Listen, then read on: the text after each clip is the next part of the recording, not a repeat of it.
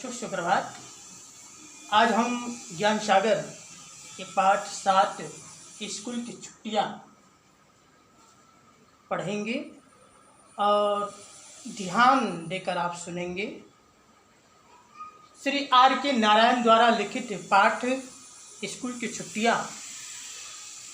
परीक्षा समाप्ति के पश्चात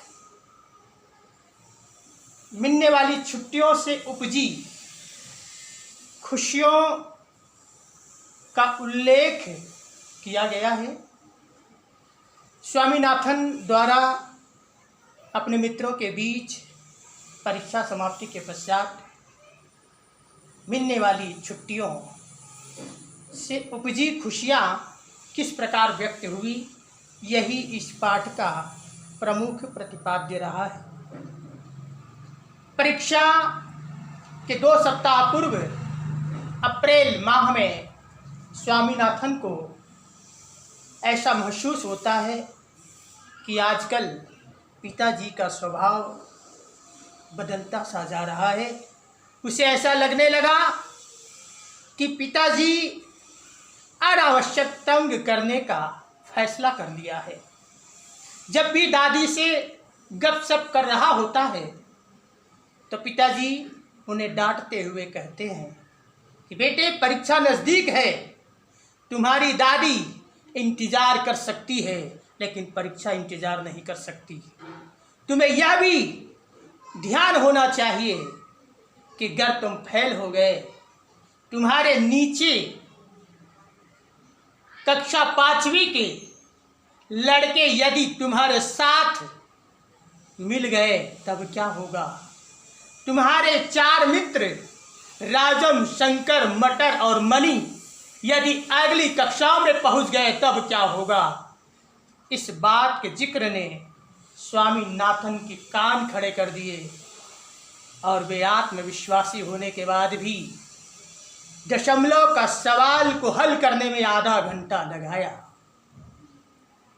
परीक्षा भवन, अंतिम दिवस तमिल का पेपर है और तमिल का पेपर को 5 बजे समाप्त होनी है।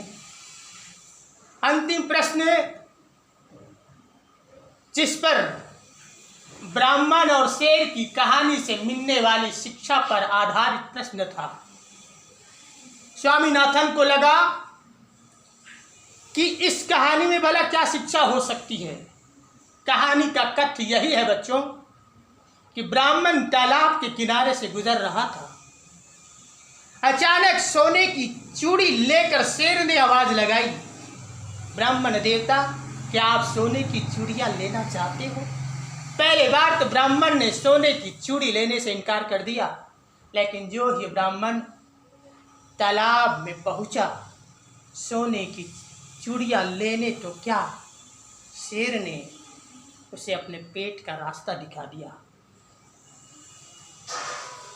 स्वामीनाथन के मन में यह सोच पैदा हुई कि पहला उत्तर तो यह हो सकता है कि सोने की चूड़ी यदि शेर दे तो उसे लेना नहीं चाहिए। दूसरा उत्तर यह भी ध्यान में आया कि सोने की चूड़ी का प्यार आदमी की जान ले लेता है और यही उत्तर उनको उपयुक्त लगा। उन्होंने एक पंक्ति में उत्तर लिख दिया। उन्होंने यह भी जिक्र किया है कि पहला प्रश्न था वो संतोषजनक था और दूसरा प्रश्न संदेहजनक, तीसरा ठीक था और प्रश्न चौथा गलत था जिसका उत्तर स्वयं को मालूम नहीं था और 6वां प्रश्न तो सबसे अच्छा था। उन्होंने कहा इसमें कोई शिक्षा तो मिल ही नहीं सकती, लेकिन परीक्षा में प्रश्न पूछे गए हैं तो कोई न कोई शिक्षा अवश्य मिल सकती है। और उन्होंने दूसरे उत्तर सोने की चूड़ी का प्यार आदमी की जान ले लेता है, यह उत्तर उनको उपयुक्त लगा और उन्होंने एक पंक्ति में उत्तर लिख दिया। जो ही उनकी नजरें दीवार घड़ी पर पहुंची, आधा घंटा बाकी था। बस सोचा कि ये आधा घंटा मैं बैठकर क्या करूंगा। 4:30 बजे परीक्षा भवन से वह बाहर निकल जाता है। आधे घंटे बाद जब बच्चे परीक्षा भवन से बाहर आते हैं तो प्रश्न पत्र संबंधी चर्चाएं होती है और आपस में चर्चा होती है कि तुमने अंतिम प्रश्न का उत्तर किस प्रकार लिखा। तो किसी ने कहा मैंने 1 पृष्ठ लिखा, किसी ने 3/4, किसी ने आधा पृष्ठ लिखने की बात कही। स्वामीनाथन ने अपनी कमजोरी छिपाता हुआ आधे पृष्ठ लिखने की बात झूठ कह दी। 15 मिनट बाद घंटी बजी, सारे बच्चे हाल पर एकत्रित हुए। हेडमास्टर बच्चों की आने की प्रतीक्षा कर रहे थे। उनके द्वारा संक्षिप्त भाषण दिया जाना था। 1 मिनट के पश्चात प्रार्थना के बाद बच्चों को घर जाने की अनुमति थी। हेडमास्टर मंच पर पहुंचते ही उद्बोधन में कहा कि प्यारे बच्चों, तुम्हें अपनी समय नष्ट नहीं करना है, तुम्हें कहानी पढ़ते रहना है, अगले क्लास की पढ़ाई करते रहना है। ये बातें कही गई। बच्चों के मन में एक वितृष्णा जागी। किसी ने कहा मेरे पिताजी ने जहां दीवार अली बाबा जैसे पुस्तकें खरीद ली है। किसी ने कहा मैं ये पुस्तकें चूल्हे में डाल दूंगा। और जो ही उद्घोषणा समाप्त हुई, सारे बच्चों के चेहरे में खुशियों की लहरें दौड़ गई।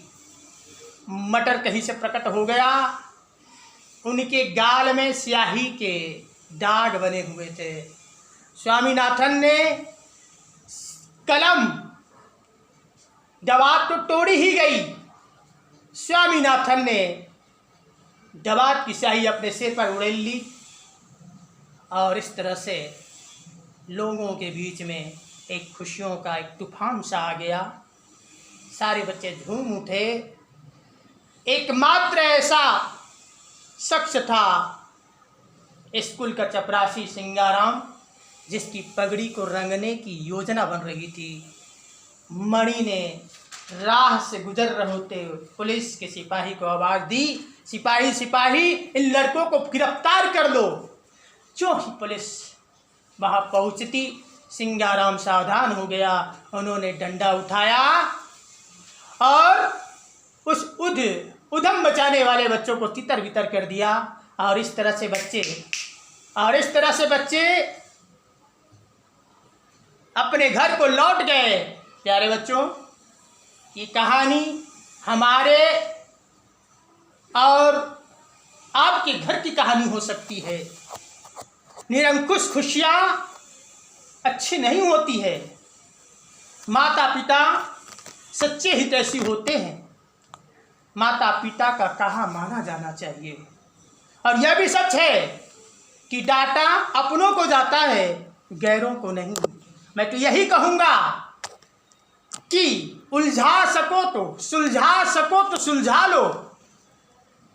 ये उलझनों की गुत्थियाँ, ध्यान चाहूँगा, सुलझा सको तो सुलझा लो। ये उलझनों की गुत्थियाँ खूब पढ़ने लिखने का नसीहत देती है। ये स्कूल की छुट्टियाँ।